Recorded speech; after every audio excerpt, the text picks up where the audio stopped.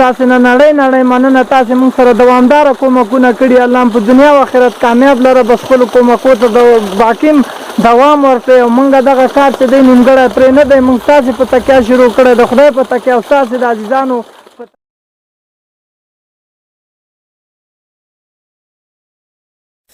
خوږه وطنه الله دې ډکه د ګلونو کړه لمنه.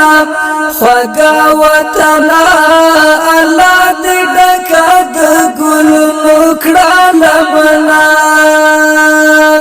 الله دې جوړ کړه په ما ګرانه خوږه وطنه.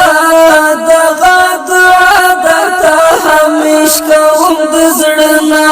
خوږه وطنه الله دې ډکه د ګلونو کړه لمنه. څو غلامانو یې خرڅ کړی خوږه وطنه. ډېرو غازیانو یې ساتلی له دښمنه. خوږه وطنه الله دې ډکه د ګلونو کړه لمنه. ورته نیولي مې لاسونه خوږه وطنه. دغه دعا غواړم تل د خپل څښتنه. بسم الله الرحمن الرحیم. السلام علیکم ګرانو خوږو دوستانو. د ولس لپاره چې موږ د کومو پاکو اوبو پروګرام شروع کړو په هغې کې موږ نه دغه پیپ په دغې اندازه پاتې دی. موبایل په ښیښو لیدلی شئ. نن عوام ډېره یخه ده دوستانو. اوبه هم یخ شوي. تاسې د موبایل په ښیښو ووینئ. خو ما سره خپل همکاران ناغله کوم ځای چې موږ ذخیره او ولس خلکو هغه ذخیرې ځای انتخاب کړی. د کوم ځای چې ولس ذخیرې لپاره انتخاب کړی دی د هغې نه عملا زما د ټیم ملګرو مترانه باندې ځای متر کړ ځان سره پړی راوړو.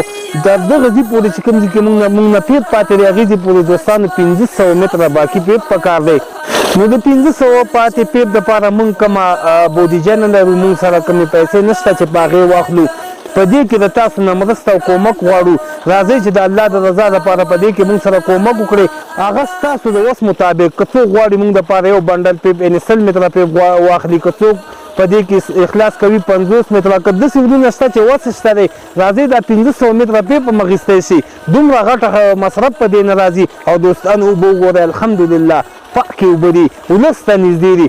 لږ وخت بعد به دغه کور ورسېږي او باور په خدای وکړي چې زرګونه خلک د دې نه برخمن کېږي. په دې مونځونه او د سنت تلاوتونه کوي. بهترینه صدقه جاریه ده. راځئ دغه تاسو باندې اخري غږ کوو د الله د رضا لپاره پکې کومک وکړئ چې تر څو دغه پیپ د ذخیرې پورې ورسېږي. بسم الله الرحمن الرحیم.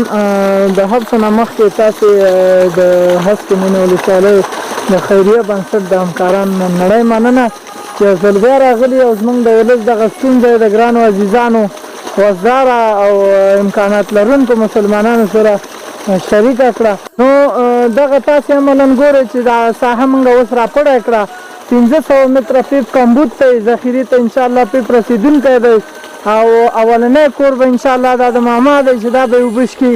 دا به انشاءالله د ذخیرې باندې شروع کړو او موږ د قوم خلک یې بس انشاءالله پاس غره کې ورته د غره تیږه وباسو ذخیرې ته چې هغې دپاره څه نه څه سیخان لګېږي او بیا سیمټ ورته لګېږي. کار موږ په خپله کړو انشاءالله. پیسې هېچا نه هم نه غواړو ځکه دا زموږ خپل کار دی. تاسې نه نړۍ مننه. تاسې موږ سره دوامداره کومکونه کړي. الله په دنیا او آخرت کامیاب لره. بس خپلو کومکو ته باقي دوام ورکړئ او موږ دغه کار چې دی نیمګړی پرې نه دی. موږ ستاسې په تکیه شروع کړی د خدای په تکیه او ستاسې د عزیزانو په تکیه. موږ سره دوامداره کومک وکړئ چې دغه د اوبو سیستم زموږ ولس ته ورسېږي. ټول عمر به تاسو ته موږ دعاګانې کړو. الله به په دنیا او آخرت کامیابي په نصیب کړي. دوستانو د ورور خبرې مو واورېدې.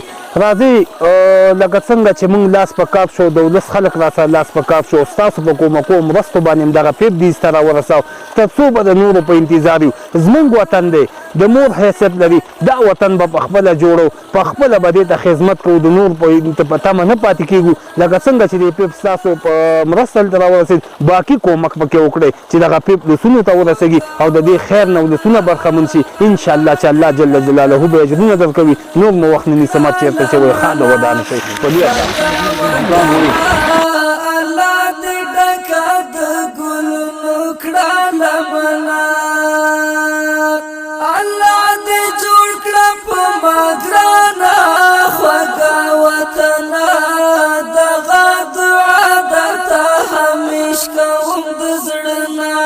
خوږا وطنا الله دې ډکه د ګلونو کړه لمنه